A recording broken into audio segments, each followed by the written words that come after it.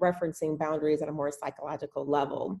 And so simply put, boundaries are psychological limits that distinguish between behavior that is intended for something positive versus something harmful to our emotions. And so with that very clean definition of boundaries, I'm going to turn it over to Tori, and she's going to talk about, we're going to move to our second slide, and she's going to talk about two different types of boundaries that are very specific for this time that we find ourselves in right now in the midst of this quarantine. Yes. So there are several different types of boundaries out there, but we're going to focus on two of the main ones. So one of them is physical boundaries. So that's pretty straightforward. So physical boundaries being your personal space, right? So how closely you're sitting next to somebody or just sharing the same space. So physical boundaries, pretty straightforward there. And then the other is emotional boundaries. And we're kind of using the term emotional as sort of an umbrella term that encompasses both emotional and psychological mental boundaries, which kind of fall somewhat under the same category with just some nuances here and there. So emotional boundaries, just being aware of what you're feeling and then what others are feeling, and not overloading yourself or taking on others' emotions, and being able to recognize when you are able to help out others, when you're not able to help out others as far as emotions are concerned, right? So that could be noticing that maybe you're feeling a heightened sense of something and noticing that someone else is, and not allowing those emotions to sort of blur. Not to say that you can't help or assist, but being aware of your own emotions and being aware of how your emotions impact others, and the same for other people. So being aware of at least having a gauge for other people's emotions as far as this time is concerned, people that you're sharing your space with, being your home, and how others' emotions might affect you, and just being aware of those dynamics. And so moving to our third slide, we want to kind of tap into relationship dynamics, which are very unique during this time of quarantine. And for many of us, we find ourselves in this closed space, very limited space, and we've been put in this space rather abruptly. And so there are some dynamics within each of our households that are a little different from what we're normally used to. So we have the parent-child relationship dynamic, and in this case, we could have one of two, where you have small children in the home or adult children. And again, that relationship is a little different, certainly when you have adult children who are used to their own space. Adult children who maybe are accustomed to coming home visiting one set of parents, but maybe not necessarily the other set of parents, the in-laws, which creates sometimes can be some tension if you allow it to in families, but just considering and acknowledging that different relationship dynamic.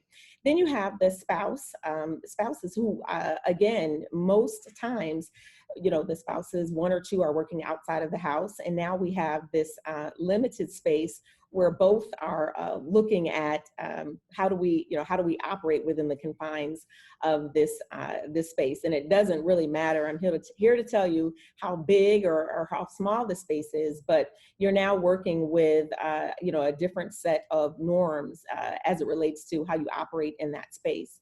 And then we look at the third dynamic, which is the caregiver to other. And this really incorporates situations where maybe an older parent or parents are now in the home, and maybe a relative, or even another sibling that you are now sharing that space with for the purposes of the quarantine. And so all of these relationships whereby you might operate within one set of norms, now you're in, again, this space, this limited space, and you're having to readjust based on these relationships. And so we move to the next slide, and we kind of tackle the challenges within these relationships, the boundary challenges.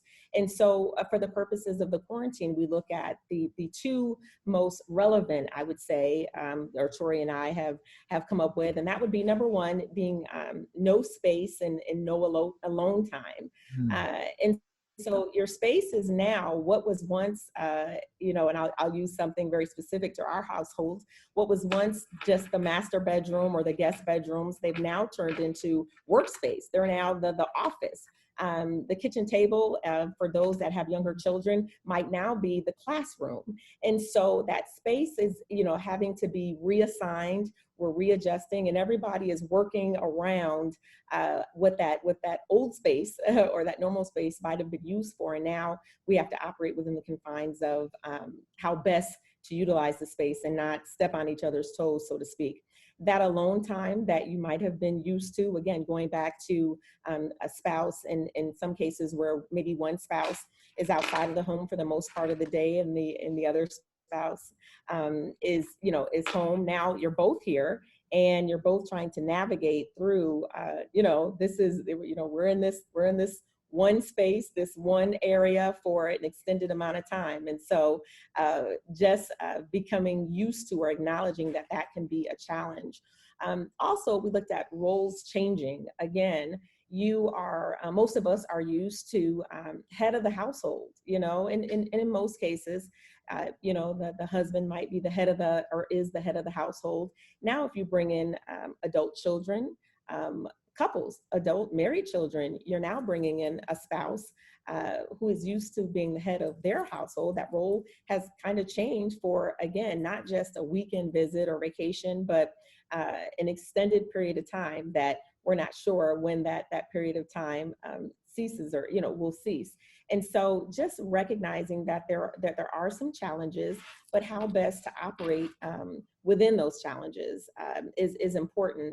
I think that for most of us, we use the word, there was an abrupt change to our dynamic. No matter how much planning or preparation, if you will, for the orders, statewide, we find ourselves, one day going out to restaurants, stores, or interacting with one another on a regular, more comfortable, unlimited basis, if you will.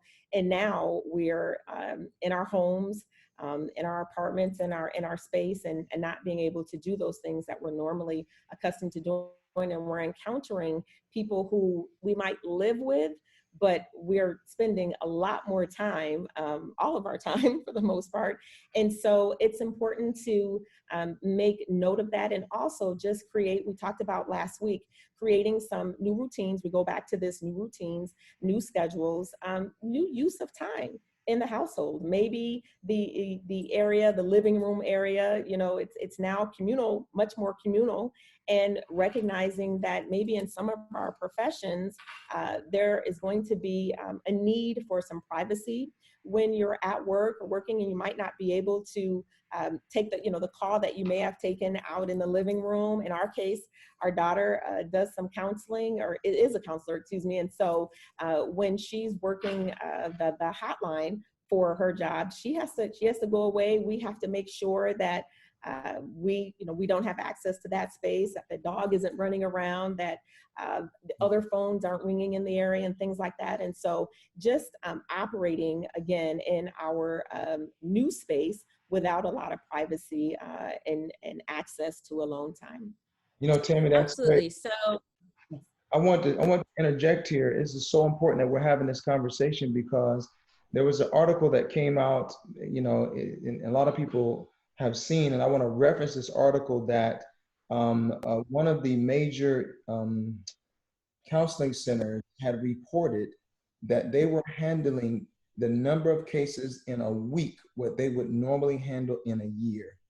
That child abuse is up dramatically in the country because of no space or alone time, these challenges. The other thing is that we ran across the term economic mercy, that you have women that are in abusive relationships, and their job was providing them the means to stockpile cash so that they could leave their abuser.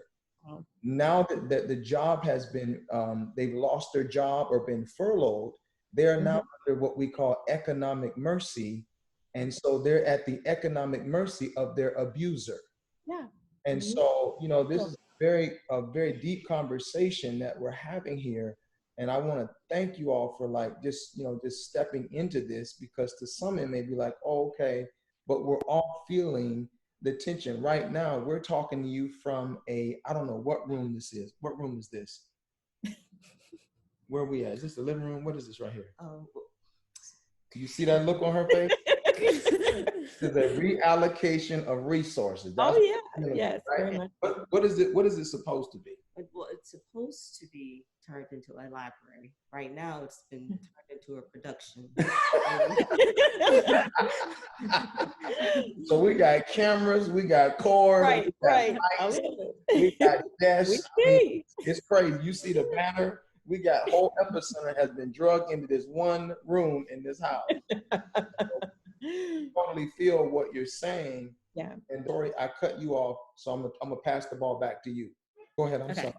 All right, sounds good. Yeah, no problem. Okay, so moving into our last slide here, just offering a few tips on how to set and maintain boundaries. And also just want to make a note that the things that we share with you and the slides that we share with you, we're hoping that they're just kind of planting seeds and that you all will go and, look up these things and do read up on it for yourself, because these are by no means all conclusive, but just again little some of the main points that we wanted to cover surrounding these topics. But there's so much to kind of cover that we pick and choose sort of the most important things. So anyway, so number one, so when setting boundaries, whether it be physical boundaries, emotional boundaries, psychological boundaries, whatever it is, clarity is always important. So making your boundaries clear and communicating that with those around you. So if your boundary is from 12 to 1 is your quiet time, right, then communicating that. Because if you don't communicate your boundaries, then people can't really follow them or can't really respect them. So making sure that your boundaries are clear and that those who are around you understand what those boundaries are. The second one would be staying committed to those boundaries, right? So once you set those boundaries, have some being sure to clarify, what of those boundaries are more rigid and what of those boundaries are a little bit more flexible.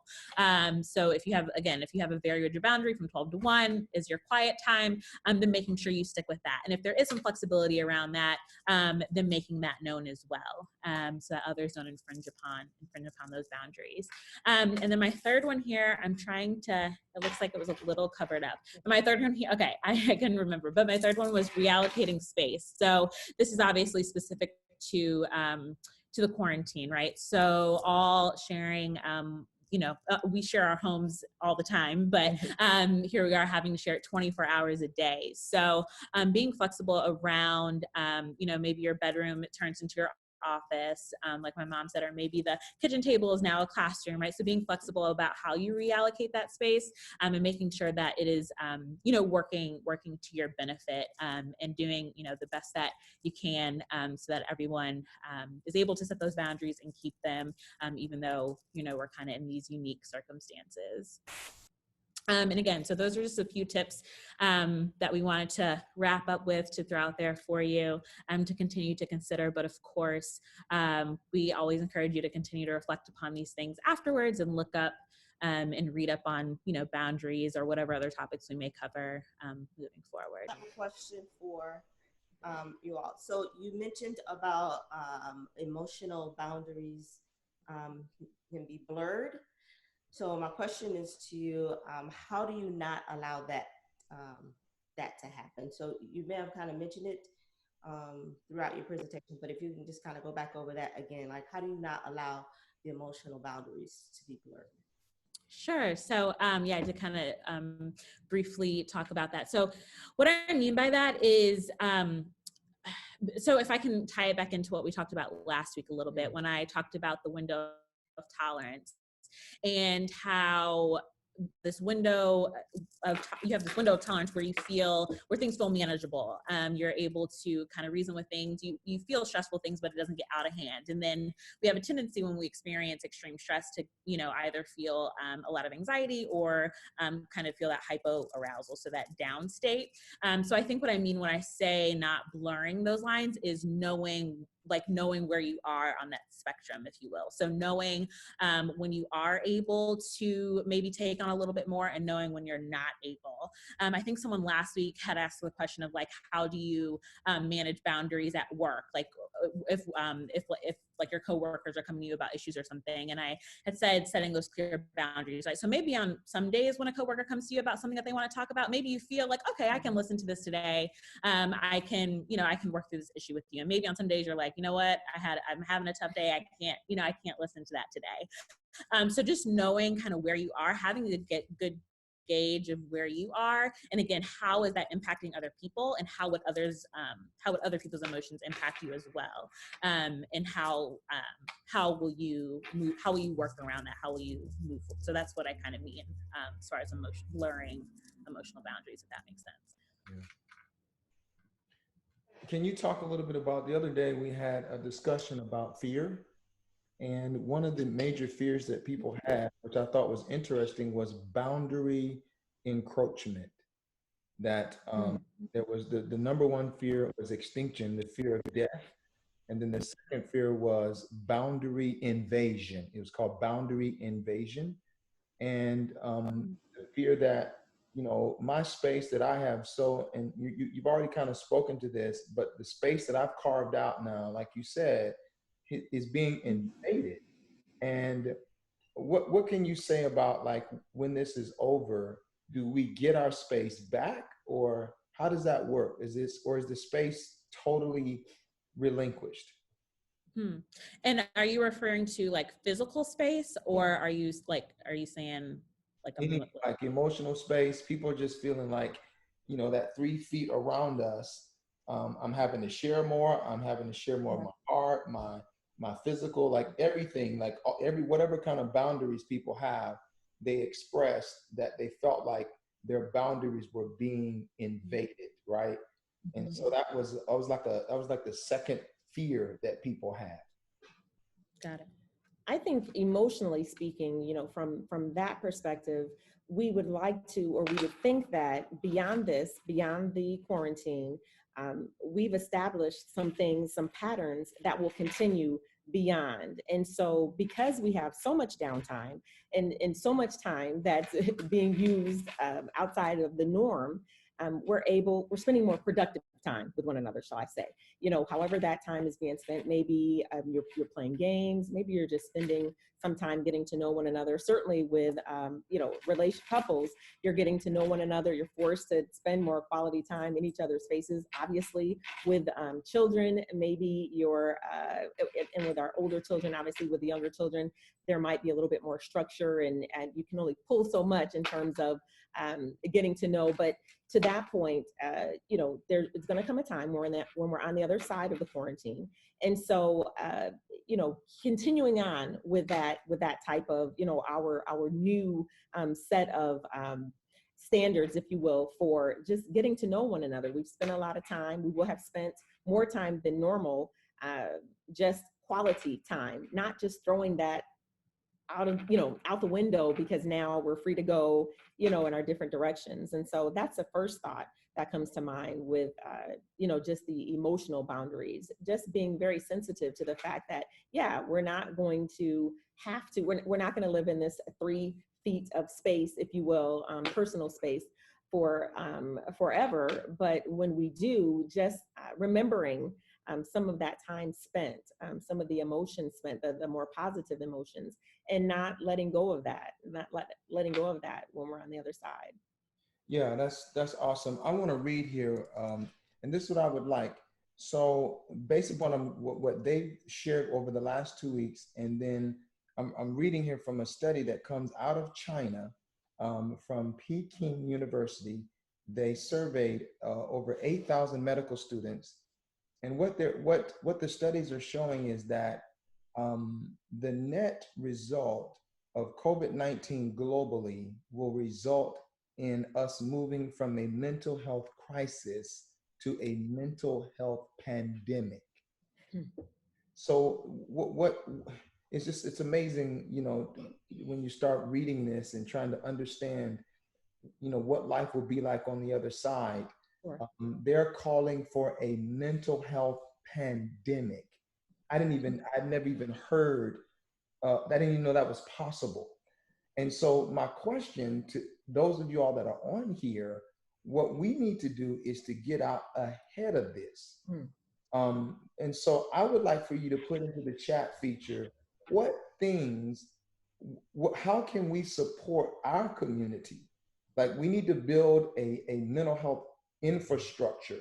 Mm. Before this is over, we need to have our infrastructure in place.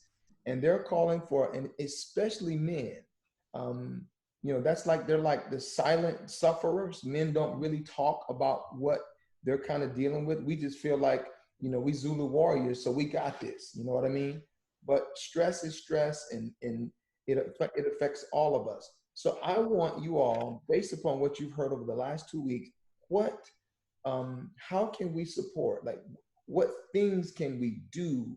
I just want to try to get some interaction here, because this is a very, very, if we can build an infrastructure before this is over and begin to move this ball down the field, so to speak, we will be in a great place to minister to a wider range of people in our community and across the world.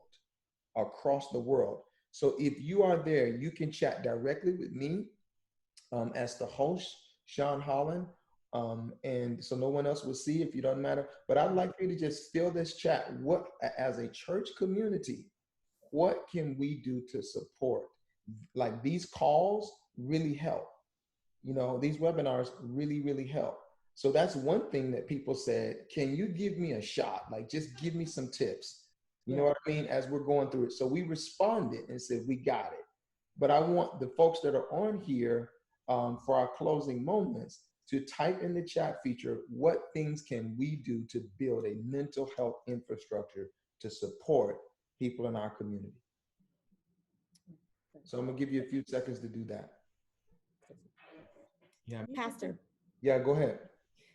I just wanted to throw this out there because I think it's important to note too. Some of us, not all of us, but some of us are in our confined space with essential workers, and for that category, specifically for this, I'm talking about those that are truly on the front line, that are and I'm not taking away from essential workers that are in the grocery stores and things like that. We understand that is certainly a determination as well. But those in our healthcare profession, those that are cleaning these areas and things like that, I think it's so important that they are coming home with a different, lens into this. While many of us are at home, and for those of us that are able to work from home, we're just simply not on the front line, but we may be living with some that are. And so it's just important, as we think about and ponder, what you have just suggested in terms of, what happens after this. We really have to prepare ourselves for what some of these essential workers are sharing, and some of what they're not, they're not able to share. They're seeing it up close and personal. They're experiencing it. They are physically and emotionally, as far as boundaries are concerned, dealing with this at a much heightened level than many of us. And so I think that's important as well. Yeah, that is huge. What you just mentioned. I'm taking notes here, because the world is screaming for help. Mm-hmm. And we can't forget those on the front line, whatever line or space they occupy on the front line. So I got that down. I also have someone put in the chat feature here, preventative programs, development of coping skills, which is huge. Plan to cope ahead. We have to begin to look ahead and place structures in our personal life that can develop a sense of agency, power, and control. If you have the skills to cope, you can have a sense of resiliency. Be resilient, which is huge. And I think everybody needs to hear this. There's elasticity and there's resiliency, right? And I think we're going, like they're saying, and tomorrow night we're going to cover the financial piece, but they're saying that we're in a pre-recession, and we're going to cover exactly what's happening tomorrow night with your money. You need to be here tomorrow night, because this is going to play into the mental health when you hear about what's happening with the economic structure and how that's going to impact people. So anybody else, maybe you got anything? You have anything? I was just thinking one of the first things, especially when you're talking about dealing with our community being the African American community is being transparent and truly honest about where you are yourself. And starting from that point, because oftentimes we try to sugarcoat it and say we're good or we're okay and all of those things, right? And truly, we're actually struggling. And in this time of quarantine, everyone is feeling it, right? Mm-hmm. And that's just a reality, just because of the time that we're in. So I think starting there first about being open and honest and transparent about where you are in the midst of everything that's going on, and then beginning to go from there. Yeah.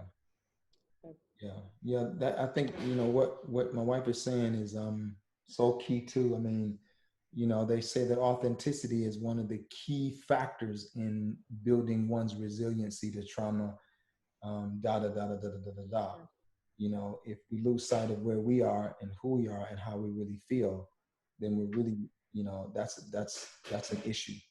So I'm going to turn it back over to you, Tori, and Tammy. If you have any closing comments, we have people that are chatting here, but my wife and I want to personally thank you for being willing to step out and to share just these nuggets, these practical nuggets with those that are in our community to help us keep it together during this time of social distancing. You have any final comments? Yeah, not anything too major. Just again, just highlighting that we hope these are exactly what Pastor Holland said, nuggets, and we hope that you all, that they, even if you only take one thing away from each week, feel like we've done our job, and just. I know you mentioned that we're on the cusp, if you will, of a mental health pandemic, and I just wanted to highlight that. I think mental health is something that is definitely being more talked about these days, but definitely something that has always existed. We just haven't talked about it. I think something like 1 in 4 people meet the criteria for a DSM diagnosis. So it's probably even higher than that. People just don't talk about it enough. And so although it's something that's being talked about more often, I think now, or more openly, I should say, it's not new by any means. And so it's just so important, right? Mental health is health, although we don't view it that way. And it's something that we all need to be cognizant of. Just because we ignore it doesn't mean that it's not there. It actually makes it worse. So being cognizant of that, moving forward. That's awesome. All right, folks. Well, we want to thank you for joining us tonight. And you all are absolutely amazing. And we pray over you. We pray God's blessing over you.